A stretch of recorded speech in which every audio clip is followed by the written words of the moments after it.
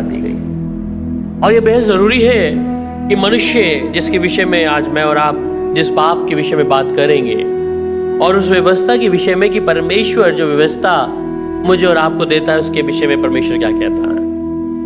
आइए मेरे साथ मत्ती की इंजील और 5 अध्याय और उसके 18 आयत को हम लोग पढ़ लेंगे। The book of Matthew chapter 5 verse 18।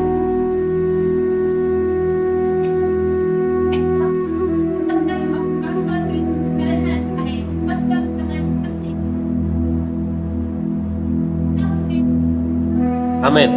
तो यहाँ पर मत्ती 5 अध्याय उसके 18 में कहता है कि लोग करने नहीं परंतु मैं पूरा करने आया हूँ, क्योंकि मैं तुमसे सच सच कहता हूँ कि जब तक आकाश और पृथ्वी टल ना जाए तब तक व्यवस्था से एक मात्रा या बिंदु भी बिना पूरा हुआ नहीं रहेगी।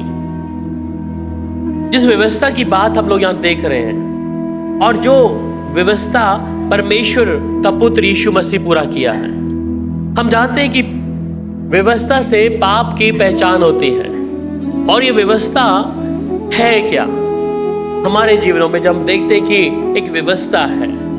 और जब पाप जिसके विषय में मैं और आप कई बार गंभीर नहीं है, परंतु ये पाप जब हमें कई बातों में उन चीज़ों को व्यवस्था के द्वारा पहचान कराता है तो हम समझ पाते हैं कि ये व्यवस्था जो परमेश्वर ने आरंभ से दी है। इसलिए बाइबल में लिखा है कि शुरुआती तौर पर अब्राहम तक उससे पहले कोई व्यवस्था नहीं थी, पर जब समय बदला और समय के साथ साथ परमेश्वर ने एक एक बात के विषय में जो मनुष्य करता है, चाहे वो घर के अंदर करता है या बाहर करता है या हैकल में करता है या जिधर भी है, उधर एक व्यवस्था को ठहरा दिया गया।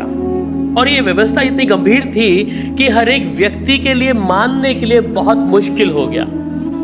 जहां एक पति की कई सारी पत्नियां हो सकती हैं शुरुआती तौर पर जब व्यवस्था आई तो एक व्यक्ति की एक ही पत्नी हो। और हैकल में जाने के लिए उसके जीवन में, चाहे वो मनुष्य है या स्त्री है या पुरुष है, दोनों के लिए एक ही व्यवस्था को जब ठहराया परमेश्वर ने कि खुदा की हैकल में कैसे जाना है, उसे एक आत्मिक जीवन पाया हुआ व्यक्ति, विश्वास का जीवन पाया हुआ व्यक्ति का जीवन कैसा है। और ये व्यवस्था मनुष्य को ऐसा भारी बोझ लगना लग गया कि शायद हम इस व्यवस्था में दब रहे हैं। और ये व्यवस्था को पूरी करने के विषय में कि व्यवस्था हमेशा पाप को दर्शाती है और ये व्यवस्था हमारे उस गुनाह को दिखाती है। इसलिए 10 आज्ञा को हम लोग कई बार घर में पढ़ते हैं तो 10 आज्ञाएं हमारे विषय में क्या कहती हैं कि तू दोषी है, तू ऐसा नहीं करना, तू ऐसा नहीं करेगा। तो ये 10 आज्ञाएं जब हमें दिखाती हैं तो हमारी कई बातों को दिखाती हैं जो एक मनुष्य के जीवन में पाप को प्रकट करके दिखा देती है। पर यीशु मसीह जिस व्यवस्था के लिए आया और उसने कहा कि जब तक आकाश और पृथ्वी टल ना जाए तब तक व्यवस्था का एक मात्रा या बिंदु भी बिना पूरा हुए नहीं टलेगा। इसका मतलब व्यवस्था पूरी करना है और व्यवस्था को पूरी करने का मतलब है कि परमेश्वर की आज्ञा का पालन करना है। अब मनुष्य है और हम कहते हैं कि हम व्यवस्था से छूट गए हैं। आज हम देखते हैं तो कहते हैं कि प्रभु यीशु मसीह ने हर व्यवस्था को पूरा कर दिया, इसलिए हम व्यवस्था के अधीन अब नहीं है। जी हाँ, व्यवस्था के अधीन नहीं है। और व्यवस्था क्या है? व्यवस्था हम खुद बनाते हैं, ठीक है। कानून हम खुद बनाते हैं और इसलिए जो कानून बनाया जाता है, तो कानून जो बनाया है और जो परमेश्वर की ओर से दिया गया कानून है, उसे जब मनुष्य तोड़ता है तो उसके ऊपर बहुत सारे दंड है। पर इस व्यवस्था को जो यीशु मसीह ने पूरा किया और यहाँ तक कि सूली पर मेरे और आपके गुनाहों को ले लेने तक, इसलिए यीशु मसीह जिस व्यवस्था को पूरी करते हैं, इसलिए यीशु मसीह का खतना हुआ। यीशु मसीह हैकल में गए। अब कुछ समय जब यीशु मसीह का देखा जाता है तो कहते हैं कि यीशु मसीह 13 साल से जो नीचे की उम्र के बीच में यीशु मसीह कहाँ है? 18 साल की और 13 साल के बीच की उम्र में यीशु मसीह कहाँ है? तो कई लोग बोलते हैं कि हमें मालूम नहीं यीशु मसीह का वो जो स्वभाव था, यीशु मसीह किस स्थान पर थे उस समय पे। और बाइबल में हमें लिखा है इस बारे में, कितने लोग जानते हैं? हाँ, मालूम है कहाँ थे यीशु मसीह? क्या कर रहे थे और क्या कर रहे थे? हाँ, नहीं, वो तो 13 साल की उम्र का, बचपन की बात कर रहा हूं। क्या कर रहे थे यीशु मसीह उस समय? हाँ, नहीं, प्रचार तो 30 साल की उम्र में शुरू किया है। हाँ जी, शिक्षा ग्रहण कर रहे थे वो हैकल में जाकर, इसलिए बुजुर्गों के बीच में बैठकर क्या कर रहे हैं? शिक्षा। और वो क्या कहते हैं, ये लड़का क्या है, कौन है? कौन है, उनको शक होता है कि क्या सच में ऐसा है क्या, ये तो उसी यूसुफ का बेटा तो नहीं है, मरियम का बेटा नहीं है। तो कई लोग बोलते हैं वो गुप्त समा है जो पता नहीं है लोगों को, पर यीशु मसीह उस समय शिक्षा ग्रहण कर रहे हैं। इसका मतलब यीशु हर व्यवस्था को पूरी कर रहा है, क्योंकि वो परमेश्वर का पुत्र है, इसलिए उसने एक भी व्यवस्था को पूरा बिना नहीं रहा, यहाँ तक कि सूली पर जाते जाते भी। ठीक है, तो यीशु की योजना को जब यीशु मेरे लिए आपके लिए अपने आप को देता है, तो इसलिए भी उसने एक व्यवस्था को पूरा किया कि मानव जाति के हर एक गुनाह को अपने ऊपर लिया। और फिर वो आगे क्या कहता है, बाइबल में पढ़िएगा, जब इसकी 17 आयत में पढ़ते हैं, इसी की सेम आयत में, ये ना समझो कि मैं व्यवस्था था भविष्यवक्ताओं की पुस्तकों को लोप करने आया हूं। ठीक है, पढ़िएगा अपनी बाइबल में 5:17। हाँ, आमीन। तो इसका मतलब जो भविष्यवाणी या प्रॉफिट्स थे, जो भविष्यवाणी यीशु को लेकर या इस संसार को लेकर भविष्यवक्ता कर रहे थे, उनके विषय में यीशु ने उनको लाना नहीं दिया। उन्होंने बोला मैं उन सब बातों को पूरा करने आया हूं। क्यों? क्योंकि यशायाह नबी के बाद में परमेश्वर शांत हो गए थे 700 years, नो प्रॉफिट, कोई भी व्यक्ति बीच में नहीं है। 700 साल और यीशु के जन्म के बीच में बिल्कुल गैप आ गया है। उससे पहले प्रॉफिट्स भी है, नबी भी है, उसके बाद परमेश्वर ने कोई नबी नहीं भेजा। वो गैप है 700 साल का। और यीशु की भविष्यवाणी जब हुई, उससे पहले वहां भविष्यवाणी में बता दिया गया कि एक बेटा उत्पन्न होगा, इमैनुअल उसका नाम होगा। जकर्या इस बात में गवाही दिया, दाऊद इस बारे में गवाही दी, यशायाह इस बारे में गवाही दिया, बहुत से नबियों ने यीशु के बारे में गवाही दी। बट लास्ट प्रॉफिट यशायाह, उसके बाद 700 साल तक कोई बातचीत नहीं है, परमेश्वर किसी नबी को नहीं भेज रहा। और उसके बाद पैदा होता है कौन? No, before earlier Elijah, we can call him Elijah. What is it, क्या नाम है इसका? यूहन्ना बपतिस्मा देने वाला। इस सेड कि मैं जंगल में एक आवाज आ रही है, वो मार्ग को सीधा कर रहा है। तो उससे पहले कोई परमेश्वर बातचीत करना बंद कर दिया अभी सब, क्योंकि जिसका इंतजार उस समय यहूदी और इस्राएल लोग कर रहे हैं, वो अब इंतजार में बैठे, क्योंकि 700 years तक, 700 साल तक क्या है, अभी तक कोई बातचीत नहीं है। पर उससे पहले यूहन्ना बपतिस्मा वाले को क्या कर दिया गया? भेज दिया गया। सो परमेश्वर का पुत्र यीशु मसीह कहता है ये ना समझो कि मैं व्यवस्था था या भविष्यवक्ताओं की पुस्तकों को लोप करने आया हूं। इसका मतलब वो इनकार नहीं करता जो भविष्यवक्ता उसके विषय में बात करते हैं, वो इनकार नहीं करता जो कलाम की बातें हैं। इसलिए यीशु ने हर एक कलाम की बातों को पूरा किया है। इसलिए बाइबल में लिखा है, the book of Hebrew chapter 5:8 में कहता है कि वो पुत्र होते हुए भी क्या किया, उसने अपने दुख उठाते उठाते अपने पिता की आज्ञा को माना ही पूरा किया है। तो इसका मतलब गethsemane में भी जब यीशु मसीह है, वहां पर भी दुख उठा रहा है, और उसका जो पसीना था क्या हो क्या आ रहा है? लहू बन रहा है। और फिर वहां पर वो क्या कहता है? पिता अगर तू चाहे तो ये प्याला मुझसे क्या कर, दूर कर दे। इसका मतलब कि यीशु जानता है कि ये काम मैंने पूरा करना है, इस काम को मैंने अंजाम देना है आखिरी तक। इसलिए वो किसी भी बात से इनकार प्रभु यीशु नहीं करते। वह स्वयं परमेश्वर का पुत्र है, वो स्वयं यीशु खुद परमेश्वर है। स्वर्ग की पलटन, स्वर्ग की सेना उसके साथ में है। यहां तक कि क्रूस के ऊपर भी जब रोमीन जो सरकार है और यहाँ के जो सैनिक है जब उसको भाला मार रहे हैं, सब कुछ कर रहे हैं, और उसके लिए वो हंस रहे हैं, मजाक उड़ा रहे हैं, यहाँ तक कि उसके वस्त्र भी निकाल दिए, उसके कपड़ों पे लेकर चिट्ठी डालना शुरू कर दी, ये यहूदियों का राजा है।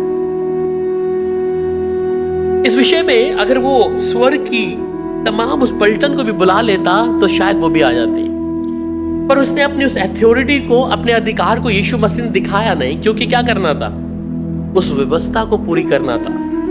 हम अपने स्वभाव को देखें कि अगर कोई मुझे या आपको कोई कुछ कहता है तो हमारे पास अगर अथॉरिटी है, हम उसी समय क्या करते हैं? क्या करते हैं? उसको हम पूरा करेंगे। मैं एक दिन ईशान को एक्टिवा में छोड़ने जा रहा था, तो ये बस वाला मेरी एक्टिवा के ऊपर ईशान आ गया था, तो एक पर चढ़ा रहा था और वो रुका नहीं, मैंने रोका था उसको। आई वाज फाइंड आउट कि मैं इसको मिल जाए, मुझे एक बार मिल जाए, मैं उसका गाड़ी नंबर, या तो वो कोई स्कूल की गाड़ी थी, the second I got it a number, मेरे को उसका नंबर मिल गया। मैंने स्कूल में फोन किया, तुम्हारा ये रैशली ड्राइव करता है ऐसा करके, कहते सर हम देख लेंगे उसको। मतलब कि हम कई चीजों में उतावली करते हैं, कई चीजों में हम रह नहीं सकते, पर यीशु के स्वभाव को देखते हैं जहां यीशु के साथ में उन लोगों ने क्या नहीं किया, परंतु यीशु ने अपनी अथॉरिटी, उस अधिकार को वहां पे नहीं दिखाया है। तो वो व्यवस्था, अगर वो अथॉरिटी वहां दिखा दी जाती तो व्यवस्था पूरी नहीं होती। और यहीं पर शैतान को मौका था कि अगर यीशु एक भी व्यवस्था की बातों को अगर तोड़ देता तो उसके पास मौका था उलाहना देने के लिए, या फिर यीशु को इस तरीके से देखा जाता, ही इज ओनली ह्यूमन, एक मनुष्य का पुत्र है, क्योंकि वो किसी बातों को कई बार सहन से बाहर नहीं होने दिया। सो यीशु मसीह उस पाप की उस व्यवस्था को खत्म करने आया, और अगर वो नहीं होती तो शायद आज और मैं आजादी नहीं पाते। इसलिए कहा कि भविष्यवक्ताओं की पुस्तक को लोप करने नहीं आया वो, उसने उन बातों को, उस व्यवस्था को पूरा किया है। और फिर Romans chapter 8 verse 3 to 5, Romiyo की पत्री 8 अध्याय उसके 3 और 5 आयत। क्योंकि जो काम व्यवस्था शरीर के ऊपर होकर न कर सकी, उसको परमेश्वर ने किया, अर्थात अपने ही पुत्र को पाप में शरीर की समानता में और पाप बलि होने के लिए भेजकर शरीर में पाप पर दंड की आज्ञा दी, इसलिए कि व्यवस्था की विधि हम में शरीर के अनुसार नहीं वरन आत्मा के अनुसार चलते हैं पूरी की जाए। आमीन, हालेलुया। सो कहते हैं क्योंकि जो व्यवस्था शरीर के कारण दुर्बल होकर ना कर सकी, व्यवस्था शरीर के कारण दुर्बल होकर नहीं करी। तो शरीर, कई बार व्यवस्था हमें मिली है, तो ये शरीर उस व्यवस्था को पूरी नहीं कर पा रहा है, उसको परमेश्वर ने किया, क्योंकि स्वयं परमेश्वर ने किया, मतलब यीशु मसीह ने, अर्थात अपने ही पुत्र को पाप में शरीर की समानता में और पाप के बलिदान होने के लिए भेजकर शरीर में पाप पर दंड की आज्ञा दी। क्यों दी? इसलिए कि व्यवस्था विधि हम में जो शरीर के अनुसार नहीं वरन आत्मा के अनुसार चलते हैं पूरी की जाए। तो इसका मतलब यीशु आत्मा के अनुसार था, यीशु आत्मा में चल रहा था, इसी कारण उस व्यवस्था को पूरी कर पाया। अगर शरीर में आना व्यक्ति, शरीर में रहने वाला व्यक्ति क्या करेगा? वो उस व्यवस्था को, उस वचन को पूरा नहीं कर पाएगा, क्योंकि शरीर में है। इसलिए आज हर एक व्यक्ति कहीं ना कहीं झुलझा हुआ है, अपने शरीर और आत्मा में युद्ध कर रहा है। समटाइम्स क्या है कि आप शारीरिक तौर पर जब मजबूत होते हैं तो आत्मा की बातों को आप नीचे कर देते हैं, पर अगर आत्मा में अगर मजबूत चल रहे हैं तो आत्मा के द्वारा शरीर की जो भी आपकी बातें उसको आप दबा पाएंगे। तो यहाँ पर हम जब इस समय देखते हैं कि इसलिए कि व्यवस्था की विधि हम में जो शरीर के अनुसार नहीं है, तो जो शरीर की विधि है वो हमारे शरीर के अनुसार नहीं है व्यवस्था, परंतु आत्मा के अनुसार चलते ही पूरी की जाएंगे। तो जब हम आत्मा में आते हैं, ठीक है, sometime we called we are so spiritually, हम आत्मिक तौर पे हम आत्मिक है, कई बार हम अपनी पहचान कराते हैं हम आत्मिक व्यक्ति हैं, हम विश्वासी व्यक्ति हैं। पर अगर आत्मिक व्यक्ति है तो आत्मिक व्यक्ति शरीर की क्रियाओं पर वो कब्जा क्यों नहीं कर पा रहा? वो क्यों ऐसे स्वभाव में आकर अपने उस स्वभाव के अंदर, अपने उस रियल कैरेक्टर में अंदर घुस जाता है? अगर एक आत्मा में काम किया हुआ व्यक्ति, अगर यीशु मसीह के साथ भी ऐसा था, तो यीशु कितनी बार यीशु मसीह की परीक्षा हुई? Only not 3 times। यीशु की परीक्षा 3 टाइम नहीं है, बहुतों बार यहूदी लोगों ने उसको कैसी कैसी बातें बोली, कैसे कैसे राजाओं के सामने खड़ा होने पर उसको मजाक उड़ाया, कैसी कैसी बातें उनको सुननी पड़ी, है ना। जब हैकल में यीशु प्रचार कर रहे हैं और जब यीशु बाहर आते हैं तो वहां पर भी लोग मारने के लिए, तो यीशु ने जगह को बदल दिया। तो क्योंकि आत्मिक व्यक्ति है, आत्मा में चलने वाला व्यक्ति है, इसलिए उस शरीर की बातों पर क्या कर रहा है? वो काबू कर पा रहा है। पर अगर मैं और आप एक पाप को जीवन में लेके बैठे और ये व्यवस्था जो हमें दी गई है हम उसको पूरा नहीं कर पाएंगे। और 5 पैर में कहता है क्योंकि शरीर व्यक्ति शरीर की बातों पर मन लगाते हैं, शारीरिक व्यक्ति शरीर की बातों में मन लगाते हैं, परंतु आध्यात्मिक आत्मा की बातों पर मन लगाते हैं। तो अगर मैं शरीर में हूं तो मैं किस बातों की ओर मन लगा रहा हूं? हाँ, तो शरीर के काम प्रकट हैं, जैसे जैसे खुद बताइए, आपको मालूम है जो आप शरीर के द्वारा करते हैं, जोर से बोलिए। और हाँ हाँ, इंस्टाग्राम, फेसबुक अपना बता रहे हैं, हाँ, व्हाट्सएप और ट्विटर है, रील्स, शॉर्ट्स, है ना। फिर हम अपने आप को शारीरिक तौर पे कई जगहों में मूवी देख रहे हैं, मूवी हॉल्स, ये शारीरिक दशा की बातें हैं। और एक आत्मिक व्यक्ति की पहचान है आध्यात्मिक। आध्यात्मिक मतलब, कभी पूछा भैया आज कोई मीटिंग हो रही है क्या, हमें बताएं, हम मीटिंग में आना चाहते हैं, बैठना चाहते हैं? नहीं है ना। सो हम कई बार उन बातों को देखते हैं जो हमारे अंदर आध्यात्मिक चीजों को ना ढूंढती, परंतु हम शारीरिक चीजों की ओर ध्यान लगाते हैं, और ये हमारा स्वभाव है। पर यीशु के जीवन को देखते हैं, उसके चरित्र को देखते हैं, he was 100% human and 100% divine nature. तो वो एक दैवीय भी है, इसलिए यीशु परमेश्वर भी है और यीशु एक इंसान भी है। पर यीशु ने किन बातों के ऊपर ज्यादा जोर दिया है? किन बातों के ऊपर? आत्मिक बातों के ऊपर। इसलिए चेलों को भी साथ साथ रहते ये सिखाना मांगते थे, ये कुछ सीखें, ये कुछ सीखें। पर आज जब हम प्रभु के साथ में रहते हैं, प्रभु की आत्मा हमारे साथ, हमारे पर कई बार समय नहीं होता कि कुछ बातों को हम सीखें, कि हम अपना समय परमेश्वर के वचन में लगाएं। क्योंकि ये समय तो मुझे कहाँ देना है? मुझे सोशल मीडिया पे देना है, इंस्टाग्राम और फेसबुक और व्हाट्सएप पर। ये हर एक व्यक्ति के जीवन की कहानी है। और मैं जानता हूँ कि हम जब सब उठते हैं तो सबसे पहले हम लोग अपना फोन चेक करते हैं ना, मॉर्निंग। आप नहीं करते, बाकी लोग करते होंगे। कौन सा मैसेज मेरे को आया व्हाट्सएप पे? हाँ, नहीं, अभी नहीं, अभी तो तुम बिजी हो सब लोग। मैं देखता हूँ, कहीं मुझे देखना पड़ता है, मेरा काम है। व्हाट्सएप, कहीं किसी का न्यूज़ कुछ आ गया तो मुझे देखना पड़ता है। ठीक है। तो सम टाइम कि हम कई बातों को क्या है, हम कई बातों में उलझे हुए हैं, पर यीशु के चरित्र को देखते हैं और यीशु की देखो हम पहने हुए, तो हम उस व्यवस्था को पूरा कर रहे हैं। यीशु पूरी व्यवस्था को पूरा किया है। ठीक है। अब मेरे साथ पढ़िएगा रोमियो 13 अध्याय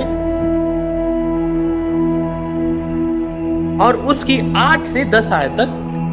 आपस के प्रेम को छोड़ और किसी बात में किसी के कर्जदार ना हो, क्योंकि जो उसमें से प्रेम रखता है उसी ने व्यवस्था पूरी की है। क्योंकि या कि वह विचार न करना, हत्या न करना, चोरी न करना, लालच न करना, और इन बातों को छोड़ और कोई भी आज्ञा हो, तो सबका संसार इस बात में पाया जाता है, अपने पड़ोसी से अपने समान प्रेम रखो। प्रेम पड़ोसी की कुछ बुराई नहीं करता, इसलिए प्रेम रखना व्यवस्था को पूरा करना है। जी हाँ, सुन लिया।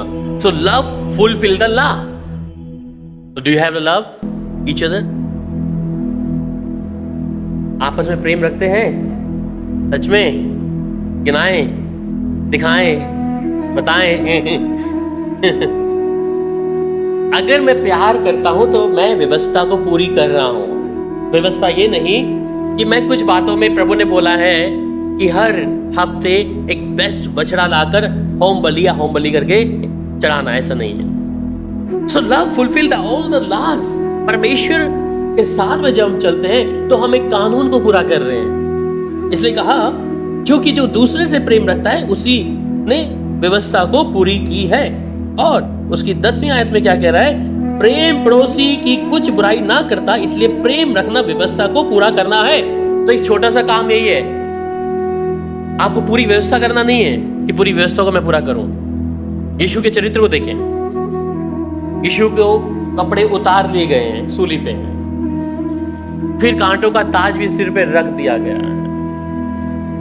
फिर उससे पहले हम जानते हैं कोड़ों की मार है, फिर देख रहे हैं लटका दिए, किले ठोक के टंगा दिया ऊपर, और फिर देखते हैं भाला सीधा पेट के राइप के पास जाता है, इधर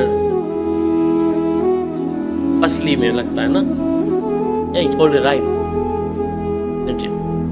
सो ये राइप के यहाँ पे जाते ही क्या होता है? फिर खून और पानी बन के बाहर आता है।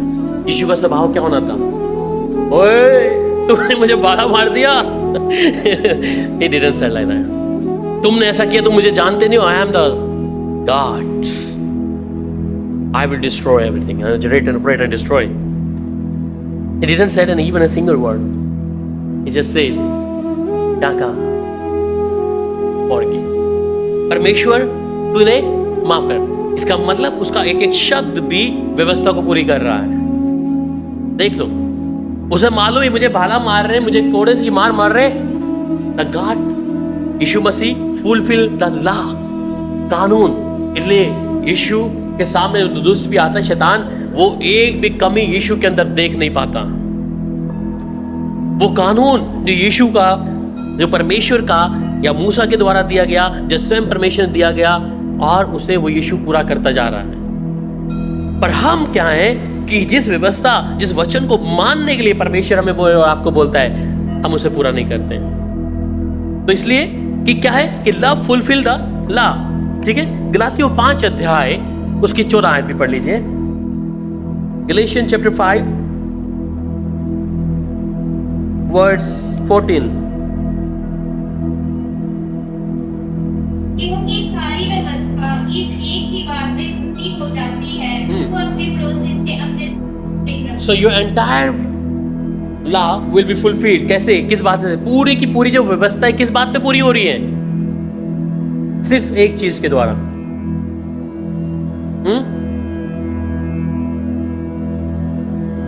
जी कहते हैं, क्योंकि सारी व्यवस्था एक ही बात में पूरी हो जाती है कि तू अपने पड़ोसी से अपने समान प्रेम रख।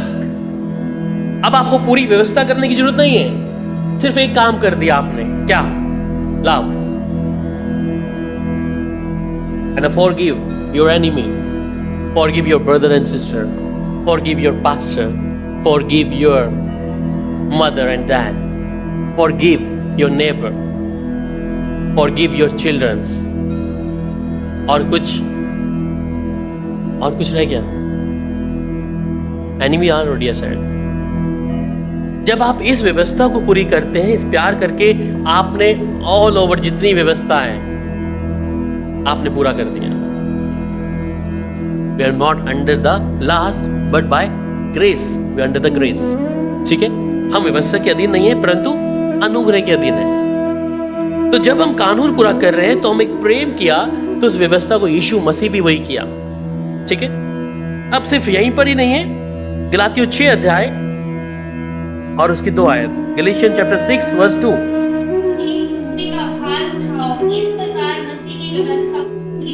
So bearing one another burden, fulfill the law.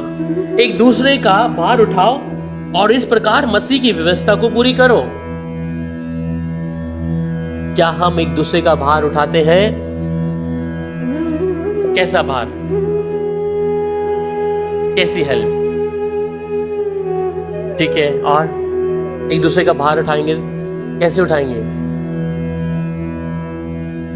Yeah, we can keep in a prayer also. Number 1, prayer भी also. Yes. अगर कोई निर्बल है, दुर्बल है, we just pray. हाँ. Second, you fulfill the law. Bearing the burden, you fulfill the law. किसी के लिए प्रार्थना कर रहे हैं, और if you have something, yeah, just give it. Don't be denying. Yeah. दे सकते हैं, हेल्प कर सकते हैं। Third, हाँ जी, सहभागिता भी। किसी समय कोई बीमार है, दुख में, जस्ट गो आस्क, कोई मेरी आवश्यकता है। If you don't have the single pai of money, just say I will pray for you man, that's it. हम प्रार्थना भी कर सकते हैं, कुछ भी, कि चलो इतना ठीक है, मैं आपके लिए साथ में। अगर आप उसके साथ भी खड़े हैं, यू फुलफिल द लॉ। परमेश्वर का वचन सिखाता है, अब मुझे पूरे कानून को निपटाना नहीं है भैया। तो व्यवस्था यीशु ने खत्म नहीं करी है, व्यवस्था है, पर ये करके है, ये नहीं कि मुझे होम बलि और बेल बलि चढ़ाकर, चढ़ावा चढ़ाकर, अपना बोझ चढ़ा के उतार के करना है, पर मुझे व्यवस्था ये पूरी करना है। और मैंने अगर इस चीज को कर लिया, मैंने पूरी व्यवस्था को पूरा कर लिया। दूसरी बात मैं ये भी कहूंगा कि ये हमारे को किसी दिखावे के लिए नहीं हो, ये हमारे the bottom of our hearts, मेरे अंदर दिल से हो। किसी का दुख अगर है तो जस्ट फील इट है।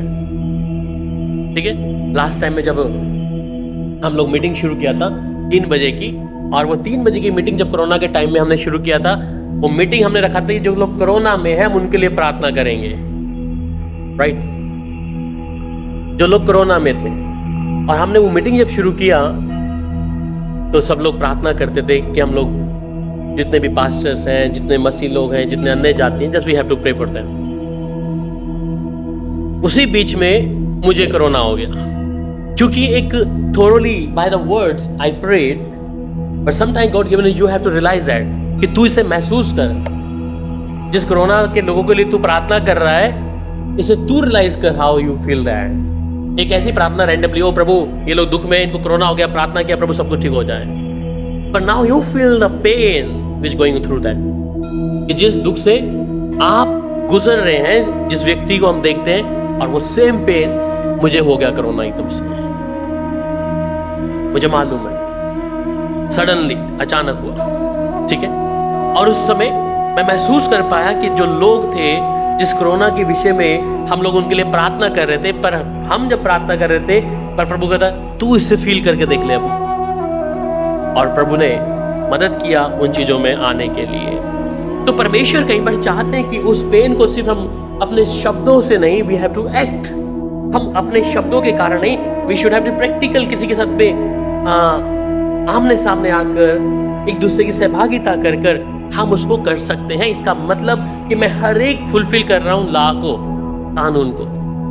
हम लोग बहुत कई बार दुखी होते हैं जब अपने परिवार में कोई दुख में होता है, परेशानी में होता है, पर हम जब किसी और व्यक्ति के बारे में सुनते हैं या उनके बारे में सुनते हैं कि वो बीमार है या दुख में या तकलीफ में है, इसलिए प्रभु का स्वभाव वो चाहता है कि तुम उस पेन को खुद महसूस करो। और वही प्रार्थना है, जब आप किसी और व्यक्ति के दुख की, उसकी परेशानी की, उसकी चिंता को आप स्वयं सोचकर अपने हृदय में, प्रभु जो दुख वो सह रही है बहन, शायद वो दुख या दर्द हम तो नहीं ले सकते, पर मैं उसे रियलाइज कर सकती हूँ या कर सकता हूँ, then you will be pray और definitely you will get the answer। उस समय आपको परमेश्वर उत्तर देगा। So I am fulfilling the law, मैं इस कानून को पूरा कर रहा हूँ जो हमें पढ़ा कि हम तब तुम एक दूसरे का भार उठाओ और इस प्रकार मसीह की व्यवस्था को पूरी कर। So ये था कानून, जिस पाप के विषय में हम बात गई, परमेश्वर पूरा किया। Second thing, salvation by promise and grace and faith.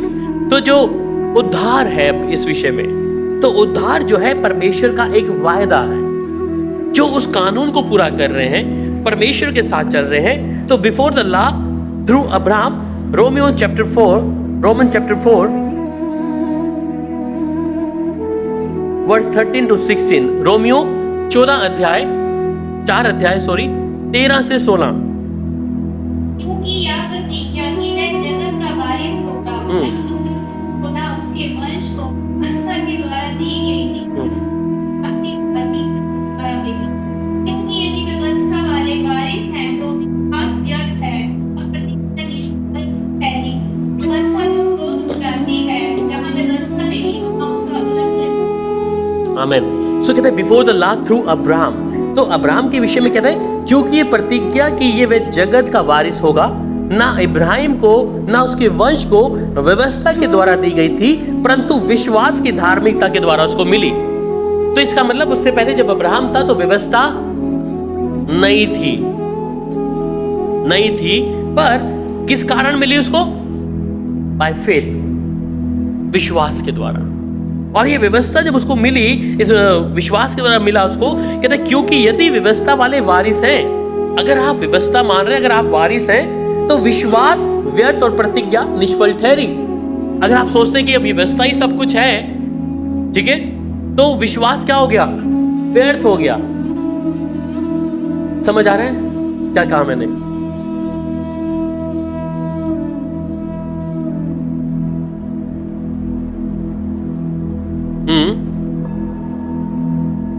तो कहते हैं कि जो अगर व्यवस्था वाले जो वारिस हैं, व्यवस्था वाले वारिस हैं, पर तो विश्वास व्यर्थ और प्रतिज्ञा निष्फल ठहरी। तो इसका मतलब व्यवस्था हम पूरी कर रहे हैं, उसके साथ मेरा विश्वास भी है। पर अब्राहम के समय में क्या था? वो एक विश्वास पे चल रहा था। उसके लिए व्यवस्था नहीं थी कि अब्राहम तू अगर ऐसा करेगा तब मैं तुझे बेटा दूंगा। ऐसी कोई व्यवस्था परमेश्वर ने बांधी नहीं है वहां पर। उसका विश्वास परमेश्वर देख रहा था कि जिस विश्वास में अब्राहम है, जिस विश्वास को अब्राहम अपने घर को छोड़कर, अपने कुटुंबियों को छोड़कर निकला और मेरी आवाज को सुनकर जिस देश, जिस जगह में मैं इसको जाने के लिए बोल रहा हूं, ये जा रहा है। और सबसे खास बात कि अब्राहम ने परमेश्वर से कोई भी सवाल जवाब नहीं किया। ये उसकी खासियत थी और ये उसके लिए ग्रेस था, उसके लिए उसकी विश्वास योग्य थी। अगर आज मैं आपको बोलता हूं the God giving some prophecy for you, परमेश्वर आपके बारे में कुछ भविष्यवाणी बता रहा है, बोल रहा है भैया भाई अविनाश आप चले जाओ हिमाचल, हाँ, जाएंगे? नहीं जाएंगे। अभी एक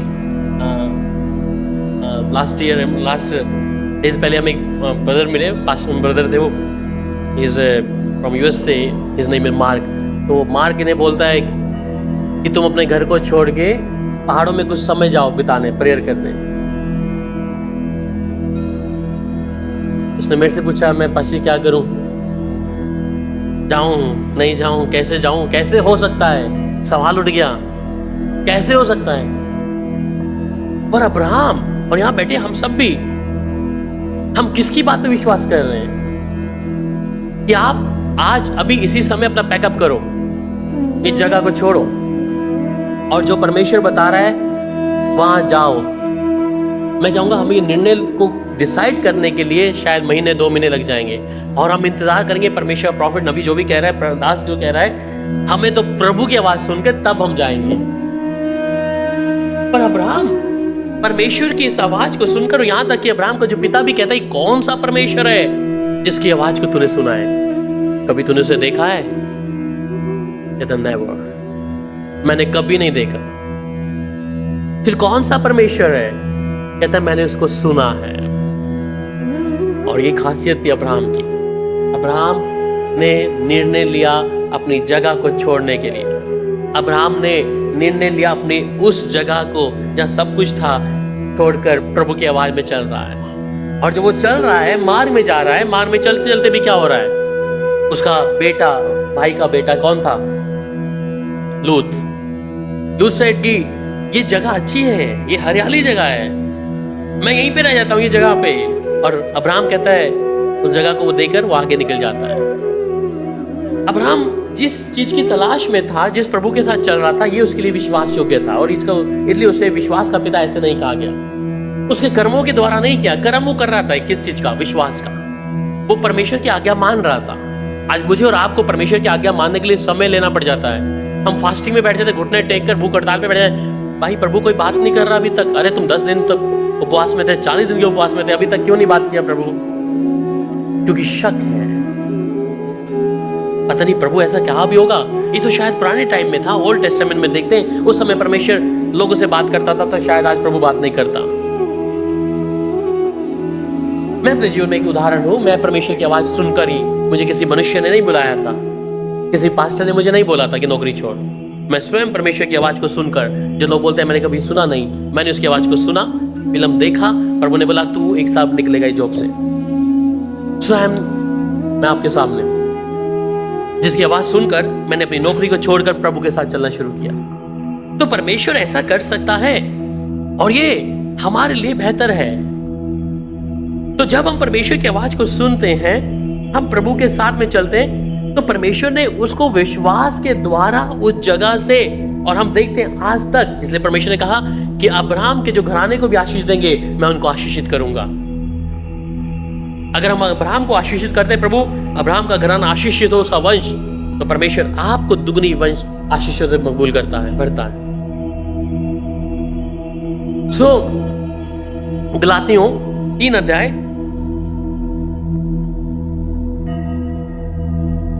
उसकी 17 से 21 आयत को भी पढ़ दीजिएगा।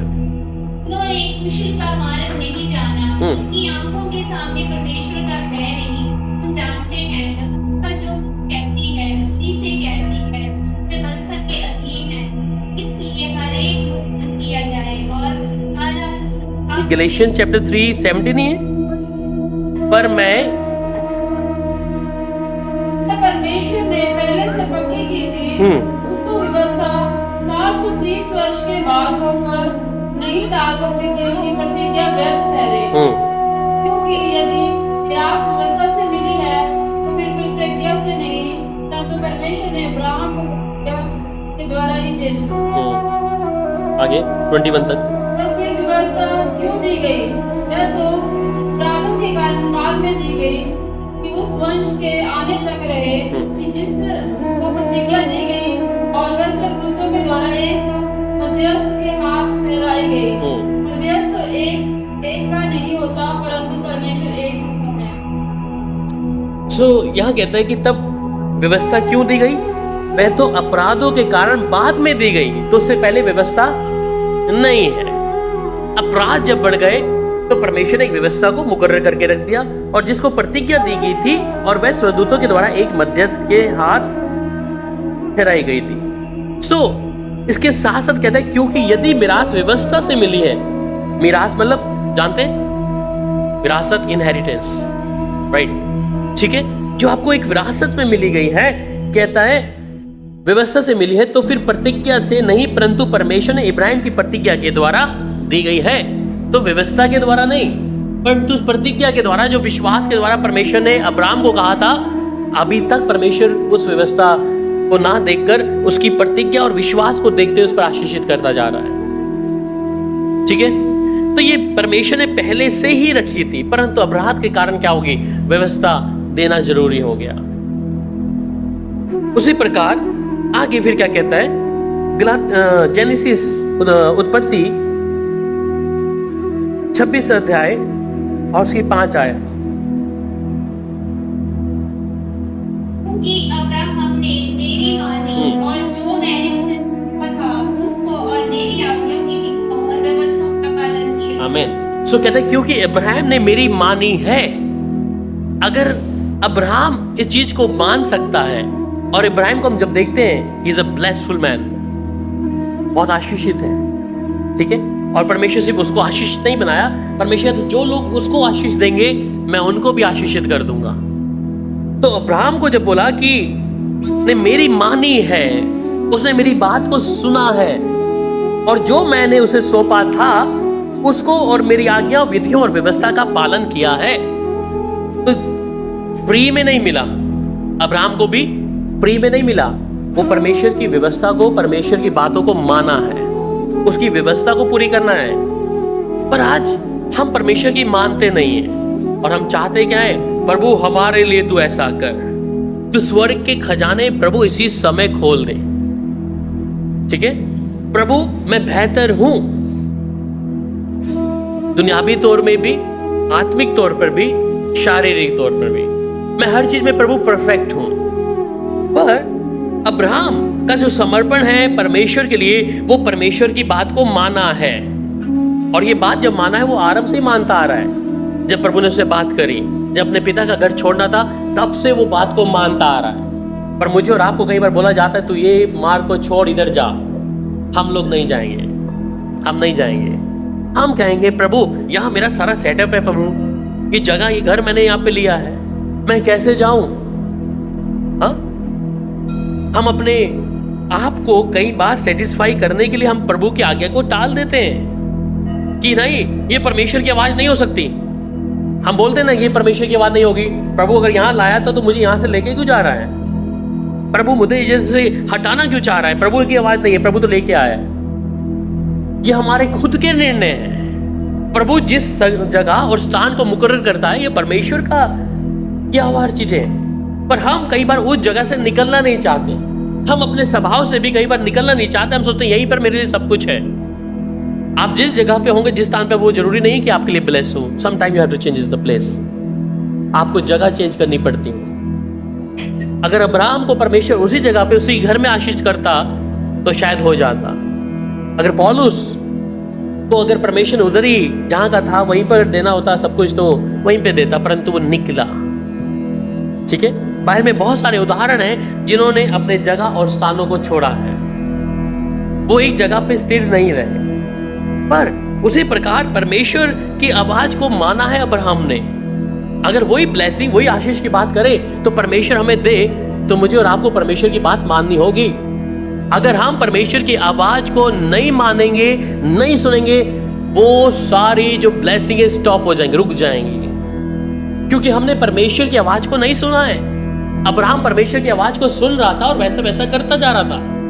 अपने जीवन में एक चीज को बांट लीजिए, अगर आप प्रभु के साथ चलते और प्रभु जो कहता है करने के लिए आप वैसा मानते चले जाएंगे, तो आशीष जो परमेश्वर की है, चाहे वो दुनियावी तौर की हो या आत्मिक तौर की हो या जिस भी प्रकार की हो, परमेश्वर आपके लिए वो बार खोलता रहेगा। Then he said, he is my faithful servant, ये मेरा विश्वास योग्य सेवक है, ये मेरी विश्वास योग्य बेटी है। तो अब्राहम के सामने शुरुआती तौर में व्यवस्था नहीं है, परंतु वो विश्वास में जी रहा है। और फिर अगली बात आता है कि जब कानून आ गया after the law through Jesus, अय्यूब की किताब 1 अध्याय उसकी 17 आयत, अय्यूब 1 अध्याय और उसकी 17 आयत।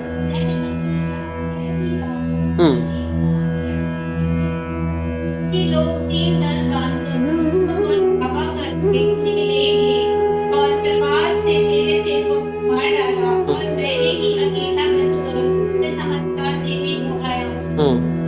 आगे मैं अतिया कह ही रहा था कि एक और आकर कहने लगा, तेरे बेटे बेटियां बड़े भाई के घर में खाते और दाम बनते थे कि जंगल की ओर से बड़ी प्रचंड वायु और घर के चारों को ऐसे झोंक मारा कि वह मानो पर गिर पड़ा और वे मर गए और मैं ही अकेला बचकर समाचार देने को आया हूँ। तब यूसुफ और भागा और पहाड़ पर गिरा और दंडवत कर कहने लगा, मैं अपनी माँ के पेट से नंगा निकला और मैं भी नंगा लौट जाऊंगा। यहोवा ने दिया, यहोवा ही ने ले लिया, यहोवा का नाम है।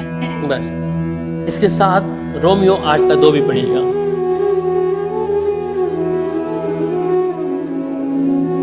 Romans chapter 8 verse 2।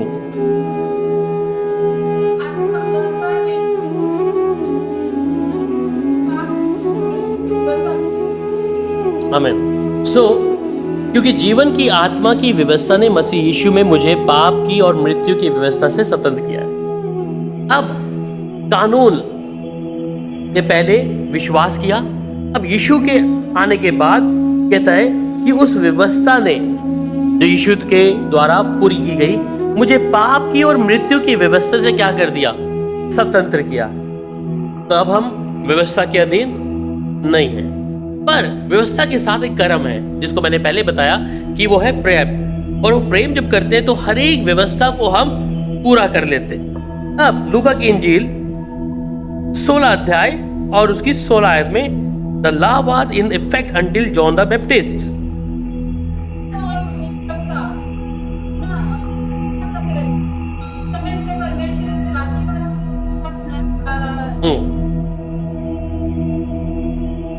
ठीक है, तो जो व्यवस्था थी वो कब तक रही? व्यवस्था और भविष्यवक्ता यूहन्ना तक ही रहे। उसके बाद उस समय से परमेश्वर का राज्य सुसमाचार सुनाया जा रहा है और हर कोई उसमें प्रबलता से प्रवेश करता जा रहा है। तो वो जो समय था व्यवस्था को यूहन्ना के समय तक का था, भविष्यवक्ताओं के समय का था, क्योंकि उसके बाद यीशु के बाद कोई भविष्यवक्ता नहीं है, नो प्रॉफिट। क्यों नहीं है? What is the reason?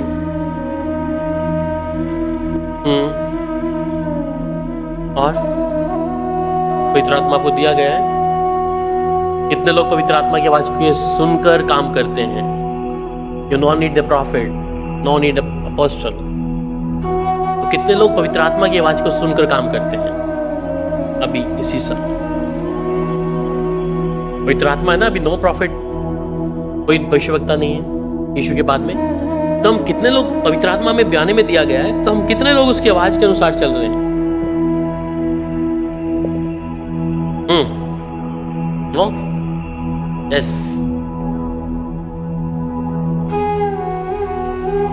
कैसे? कुछ परसेंट। कितने लोग एग्री हैं कुछ परसेंट के साथ चलते हैं, पवित्र आत्मा के साथ फुल नहीं चल रहे हैं, फुल ऑन।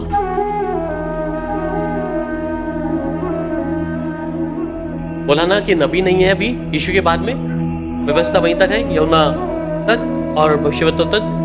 सिर्फ अब यीशु मसीह है और उसके बाद पवित्र आत्मा मुझे और आपको दिया गया है। तो हम अब तक भविष्यवक्ताओं की बातों को सुन रहे थे, पर अब पवित्र आत्मा हमें स्वयं मिल गया है। तो अब कितने लोग एग्री होते हैं कि हम पवित्र आत्मा की आवाज के सुनकर चलाए चल रहे हैं? रोमन्स 8:14 से जो आत्मा के अनुसार चलते हैं वही परमेश्वर के पुत्र हैं। तो आत्मा के अनुसार चलना ये नहीं कि 50% या 10%, 14%, 100%। तभी आप क्या बनेंगे? नहीं, उसके बेटा बेटी बनेंगे। पढ़िएगा रोमियो 8:14, जितने आत्मा के अनुसार चलते हैं वही परमेश्वर के पुत्र हैं। तो आत्मा के चलाए चल रहे हैं तो हम आधे आधे हैं परमेश्वर के पुत्र या पुत्री, या हम हक से पिता को पिता कह के पुकारते हैं?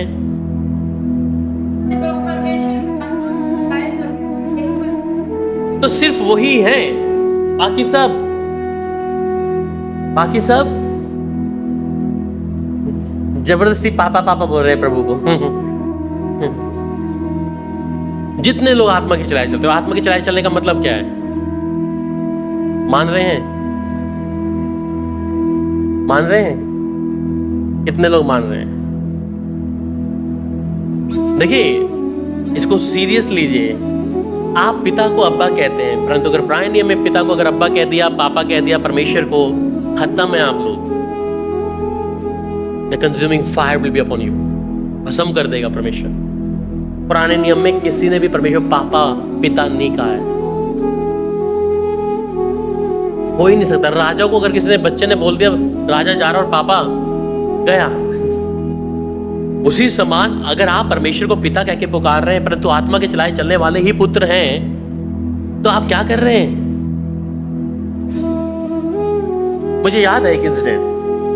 मैं छोटा था, ईशांत के मुताबिक इसकी उम्र का, और मैं एक बीकानेर में राजस्थान में अपने मम्मी पापा के साथ मेरे ताऊ जी के घर में था। और उस जगह पे मेरी सिस्टर थी, उनकी शादी हुई, ताऊ की लड़की की। और जैसे वो जब शादी खत्म हो गया, शादी खत्म होने के बाद में टेंट वगैरह समेट रहे थे, तो मैंने क्या किया, मेरे पापा और मेरे चाचा जी ने मुझे बोला तू भी इसमें बैठ जा, हम अभी बैठ रहे हैं। उन्होंने सारा गाड़ी में टेंट टुंट रखा, वो खुद तो बैठे नहीं पापा और ना चाचा, मैं बैठा और गाड़ी मुझे लेके चली गई। मैं सोचा कि जो रिश्तेदार एक दो बैठे हैं, शायद मेरे माँ बाप, पापा ने बोला इनके साथ जाना होगा। मैं, पापा आए नहीं, मैं छोटा हूँ। और जैसे वो टेंट वाला और वो जहाँ पे ड्रॉप करना था मेरे रिश्तेदारों को भी, मैं भी उनके साथ उतर गया। मैंने जाके, मैं उनको जानता नहीं, वो भी मुझे नहीं जानते, दूर के रिश्तेदार थे, कोई चाचा के ताऊ के उधर। मैंने उनका हाथ ऐसे पकड़ लिया, तू कौन? मैं कहा मैं ऐसे ऐसे करके, ऐसा तेरे को हम थोड़ी लाए अपने साथ, मैं खुद तो शायद आपके साथ ही भेजा है, चल जा जा जा जा जा। मैं कहा मुझे शायद आपके साथ भेजा है, और मैं ईशान जितना था। मैं रोना शुरू किया, और घर पे मेरे पापा, मेरे चाचा, वो लोग मुझे ढूंढा भी नहीं, मेरी मम्मी मुझे ढूंढ रही थी शायद राजस्थान में जिस घर में। और वो जहाँ जहाँ जा रहे थे, कभी कोई किला देखने, मैं भी उनके साथ साथ जा रहा हूँ। उन्होंने हाथ तो छुड़वा लिया, पर मैंने उनका पीछा नहीं छोड़ा, मैं उनके पीछे चलता रहा ऐसे करके। मैं कहीं जहाँ जाएंगे मैं इनके पीछे जाऊँगा। और शाम हो गई 5-6 बजे। फिर उन्होंने पूछा तू किसका है? मैं कहा ऐसे ऐसे मेरे पापा का नाम है। किनके यहाँ आया था? शादी, मेरे ताऊ की लड़की की शादी में। कहता हम तो तुझे लेके नहीं आए। मैं कहा शायद मेरे माँ बाप ने तुम्हें बिठाया होगा तुम्हारे साथ जाने के लिए। शाम के 5-6 बजे मैं घर गया, पूरे घर में रोना मिचा हुआ है, लड़का नहीं है, लड़का चला गया। मैं अपनी माँ के सामने आया, मेरी माँ ने पहले मेरे मुंह पे थप्पड़ मारा, कहाँ था तू? मैं कहा मेरे पापा ने बिठाया था। और भला करा कि वो लोग जो बोले, हमने तो बोला नहीं था ये लड़का तुम्हारा हमारे साथ कैसे चिपक गया, पर मैंने उनका साथ नहीं छोड़ा, मैं जबरदस्ती उनके पीछे चला। तो उसी समान क्या है कि कई बार हम परमेश्वर के पीछे जबरदस्ती लगे हैं, हमें नहीं मालूम परमेश्वर कौन है। सच बता, आपको मालूम है परमेश्वर कौन है? कितने जने जानते हैं परमेश्वर कौन है? कितने लोग जानते हैं परमेश्वर? आप पिता कहते हैं, अब्बा कहते हैं, कितने लोग जानते हैं कि परमेश्वर कौन है, जिसकी आप आराधना करते हैं, जिसकी प्रार्थना करते हैं, जिससे कुछ मांगते हैं? परमेश्वर कौन है? Who is the God? वो तो है, दुनिया जानती है, शैतान भी जानता है, दुष्ट आत्मा भी जानती हैं। कुछ नया आंटी बता रही। आंटी ने बोला वो हमारा पिता परमेश्वर है। किसका? आत्मा में चलाए चलने वालों का, सबका नहीं। देखिए, हम कई बार परमेश्वर के पीछे चल रहे हैं, दौड़ रहे हैं कि वो परमेश्वर है। प्रभु आपको जानता है। कितने लोग इस बात को जानते हैं? अगर प्रभु ने कहा, जिस प्रकार वो चेले आए, प्रभु यीशु तेरे नाम से ऐसा होता है, वो प्रभु यीशु मसीह मेरी प्रार्थना को सुनता है, भाई लोग चंगे होते हैं।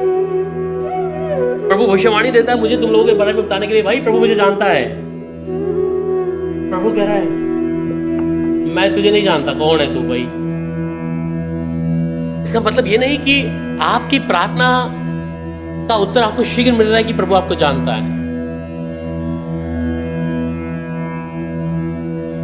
ठीक है, चेलों को यीशु ने साफ यही बोला। तो अगर एक जानना और एक संबंध होना, इसे अल्टीमेट रिलेशनशिप विद गॉड, ऐसे लाइक दैट। सो एक अल्टीमेट रिलेशनशिप होता है परमेश्वर, वो मुझे जानता है, मैं उसे जानता हूं। और ये आप शायद इसको अपने जुबान से व्यक्त नहीं कर पाएंगे, इसलिए आप ऊपरी शब्द से कहेंगे वो हमारा पिता है, हमारा उद्धार करता है, वो है। पर अगर आत्मिक तौर पे उस बात को आप जानते हैं पर आप उसको बता नहीं पाएंगे, स्पीचलेस, आपको शब्द नहीं आएगा। आपको मालूम है वो मेरा परमेश्वर है अगर प्रभु के साथ आपका संबंध है, जिसमें कोई शंका नहीं होगी, जिसमें कोई डाउट नहीं होगा। आप आत्मा के साथ, वो मेरा बाप है। अगर मैं उसकी बात नहीं मान रहा, वो मेरा बाप है। पर परमेश्वर चाहता है कि हम उसकी आत्मा के अनुसार चलें। पर परमेश्वर ये भी एक हमारे सामने रखा है, अगर तुम आत्मा के चलाए चलोगे तभी तुम परमेश्वर के पुत्र कहलाए जाओगे। तो अगर मैं आत्मा की कोई भी बात को अस्वीकार कर रहा हूं, ये बाइबल कितनी बुक्स है इसके अंदर? ओल्ड टेस्टामेंट, हाँ हाँ हाँ, new testament, how many writers wrote that? कितने लेखकों ने लिखा? हाँ, ओनली 40। कितने टाइम में लिखा गया? 1600 साल। ठीक है, ये वचन, ये परमेश्वर का कलाम है और ये खुदा का कलाम, ये एक एक शब्द जिसको आप पढ़ते हैं इस बाइबल के अंदर, एक एक शब्द, एक एक चीज है। How many promises here? कितनी प्रॉमिस है, वायदे हैं? हाँ हाँ, कितने? 630। वो तो वो है वायदे की पूछ रहा हूं, वो तो व्यवस्था है उनकी, जो यहूदी लोग 600 आजकल मान रहे हैं। कितने लोग पूरी बाइबल को पढ़ा है? पूरी बाइबल कितने लोगों ने खत्म करी? आज से पढ़ ले कि मैं पूरी बाइबल फिनिश करूंगी। आत्मा के चलाए चलने वाले लोग कितने? वो भी हाथ खड़ा कर लो। और जितने लोग ये पढ़े वो भी। 2 3 बाइबल पूरी करिए 3 लोगों ने। और आत्मा के चलाए चलाए लोग कितने हैं, चल रहे हैं जो? बताइए। आपके बाप की बातें लिखी हैं इधर, आपको आपके मम्मी पापा का पता है ना? डेट ऑफ बर्थ, जन्मदिन, मदर्स डे, फादर्स डे, आप लोग बहुत अच्छी सेलिब्रेट करते हैं, उनके एनिवर्सरी बहुत अच्छे से जानते हैं। क्या आपको बाप का इस वचन के विषय में नहीं मालूम क्या कह रहा है? क्या कह रहा है? हाँ जी जी, हम सिखाएंगे तो 2018 से 15 से आप मेरे साथ हो। 2015 से तो सीखे नहीं, अभी तक नहीं सीखा, अभी तक 2015 से सीख रहे हैं, अब सीखना है। देखिए, आत्मा के चलाए चलने वाले को पता है अपने बाप का चरित्र, उसकी हर एक बातों के विषय में। देखिए, जिससे मोहब्बत होगी आप उसको पढ़ने की जिज्ञासा रखेंगे। ये मेरे बाप की बात है। मैंने कहा इस बाइबल के अंदर मेरे बहुत सारे आंसू हैं, और जब भी मैं कभी रो तो मैं इसे खोलकर मेरे आंसू इसके अंदर भरे रहते हैं ऐसे करके। और जब मैं इसे चूमता रहता हूँ, कई बार इसकी हालत अच्छी नहीं है पर मैंने फिर भी इसको चिपका चिपका के रखा है, टुकड़ों में रखा है। मेरे बाप के शब्द हैं। मैं जब पढ़ता हूं तो मेरा बाप मुझसे बात कर रहा है, एक किताब नहीं है। इसे मैं कई बार अपने यहाँ पे लग के ऐसे चूमता रहता है, ऐसे करके चूमता हूं। मेरे बाप की बातें हैं, मेरे बाप के शब्द हैं। क्यों? अगर मोहब्बत होगी तब, उस परमेश्वर से मोहब्बत होगी तो आप फिर मजबूती से कहेंगे मैं आत्मा के चलाए चलती हूँ, मैं अपने पिता के बातों को मान रहा हूँ। जिस प्रकार यीशु अपने पिता की आज्ञा को दुख उठाते उठाते मानता हुआ पूरी कर रहा था। देखिए, ईसाई बनकर मत जिएगा। Don't be a Christian. ईसाई मतलब ऐसा ही है। मुझे एक विश्वासी, एक परमेश्वर का बेटा या बेटी के रूप में मेरा परमेश्वर मुझे स्वीकार कर रहे हैं। शारीरिक तौर पे हम कुछ काम भी कर रहे हैं तो भी मुझे मालूम है मेरा बाप के साथ मेरा संबंध क्या है। उस कानून को परमेश्वर अब्राहम के जीवन में जब किया तो परमेश्वर ने उसकी उस विश्वास को ही देख कर किया। उन्होंने ये नहीं कहा तू मेरे लिए ये करेगा तो अब्राहम मैं तब तुझे ये चीज दूंगा। और परमेश्वर कोई कंडीशन नहीं देता हमें कि तू पहले ये करेगा तो तब मैं तुझे ऐसे दूंगा। कितने लोग कहते हैं इस बात के विषय में एग्री है कि परमेश्वर कहता है तू अगर ऐसा करेगा तो तब ऐसा होगा। कौन सी वर्स है बाइबल? कोई वर्स है? कितने लोगों ने जिन्होंने बाइबल पढ़ी है वो बताइए। 3 लोगों ने बाइबल पढ़ी है, 4 लोगों ने। बाइबल में कहां लिखा है कि तू अगर ऐसा करेगा तब मैं तेरे को आशीषित करूंगा, तब मैं तुझे ये ब्लेसिंग दूंगा? हाँ,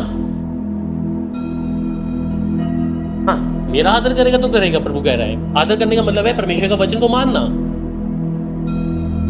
तो बाइबल में ऐसा नहीं है तू अगर मेरे लिए ऐसा करेगा मैं तभी तुझे आशीषित करूंगा। हम इतने बुरे होते भी हमारी ऐसी कई बार वर्ष स्थिति होती है, परमेश्वर हमारे लिए बेहतर कर देता है उस समय पे। हमारी शारीरिक दुर्बलता भी कई बार होती है और परमेश्वर उस समय हमें एक आशा दे देता है कि हम स्वस्थ हो जाते हैं। हमारी जरूरतें इतनी खराब होती हैं कई बार कि पता नहीं कहां से उम्मीद होगी या नहीं होगी, परमेश्वर वहां पे एक उम्मीद को पैदा कर देता है। क्या आपने प्रभु को क्या करके रखा है? कोई खुश करके रखा है? क्या आप उसकी अच्छे से आज्ञा मान रहे हैं तब करके रखा है? प्रभु को मालूम है क्या नहीं है, परंतु उसका स्वभाव मनुष्य के लिए वैसा ही है, प्रेम वाला। पर फिर भी मैं और आप क्या है, परमेश्वर की ओर मुड़ते नहीं है। हम अपने ही स्वभाव में हैं। और हम अगर 6 दिनों का हिसाब निकालें और 6 दिन संडे से लेता हूं, last Saturday Sunday to till Saturday, आप लोगों ने कितना समय परमेश्वर को दिए? कितने घंटे? Just I will ask you. दिन में 24 घंटे, दिन में 24 आवर्स ना, 24 आवर्स इंटू 6 कितने हो गए? काउंट करें। 6 हफ्ते का, 1 हफ्ते का। कौन मैथ का माहिर है? कितना हुआ? 24 घंटे के हिसाब से इन 6 संडे टू सैटरडे कितने घंटे हो गए? हाँ, 150, 154, 144 आवर्स, घंटे। 4 घंटे किसने दिए? 144 में से 4 घंटे भी नहीं दिए होंगे? पूरा आपने दिया नहीं, पीछे पर्सनली हमारी वो 3 मीटिंग में नहीं, सुबह 4 वाली और दोपहर की 3 वाली, रात की 8 वाली को छोड़कर, उनको छोड़कर पर्सनली आपने कितना समय दिया? कितने घंटे दिए? बड़ी मुश्किल से 2 आवर्स ही सेड। तो परमेश्वर के बेटों की हालत कैसी है? बहुत बिगड़ी हुई है। आत्मा के चलाए चलने वाले लोगों की हालत बिगड़ी हुई है। धोखा है स्वयं के साथ। मुझे अपने पिता से रोज बात करनी है, मुझे अपने पिता को हर दिन समय देना है, पर नहीं है। मेरा समय इंटरनेट, मीडिया, सोशल मीडिया, ये फलाना, ये सब चीजें लेके बैठा है। हम अपना पहला समय ही मुकर्रर कर देते हैं। फेसबुक के लिए इतना, व्हाट्सएप के लिए इतना, इंस्टाग्राम के लिए इतना हम मुकर्रर करके रखते हैं। ऐसा ही है कि एक बार रील खुली तो वो घंटे 2 घंटे से पहले हटेगी नहीं। ऐसा ही एक बार शॉर्ट्स देखना शुरू किए तो मजा आना लगता है ना, अच्छा लगता है ना। एक शॉर्ट्स गया, ओ वेरी गुड, पर है क्या? दुनियावी चीजें हैं, उसमें we are enjoy that, we enjoy. तो शरीर में है या आत्मा में है? अगर वहीं आप बाइबल खोल लेते हैं, मुझे इस मोबाइल को नहीं देखना, स्विच ऑफ योर मोबाइल, एक आदत डाल लो, मैं भी डालूंगा कि इस फोन को जब आप परमेश्वर की उपस्थिति में बैठे स्विच ऑफ कर दो। 2 hours, 1 hour, just give it to God. Switch off. Go connected. Disconnect with the earth and connect with the heaven. And you will see the supernatural things. Then you will see जो परमेश्वर चाहता है उन चीजों का आपकी जिंदगी में होता हुआ।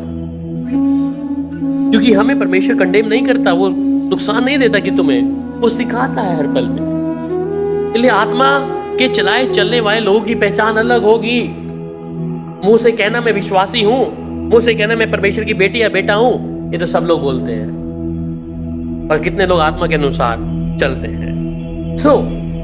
जब ये बातें आई तो उसके बाद में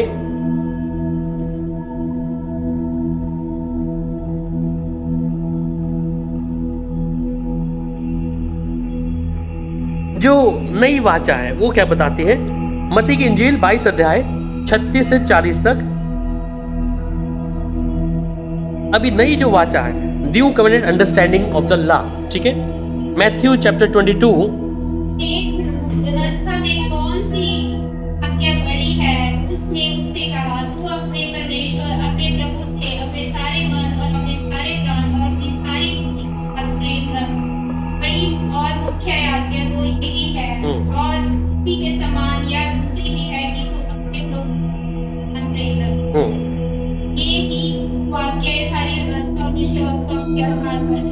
So new covenant understanding of the law, he said कि हे गुरु, व्यवस्था में कौन सी आज्ञा बड़ी है? तो आज्ञा कौन सी है? उसने उनसे कहा, तू परमेश्वर अपने प्रभु से अपने सारे मन और अपने सारे प्राण और अपनी सारी बुद्धि के साथ प्रेम रख। तो 3 चीजें यहां पर है। पहली,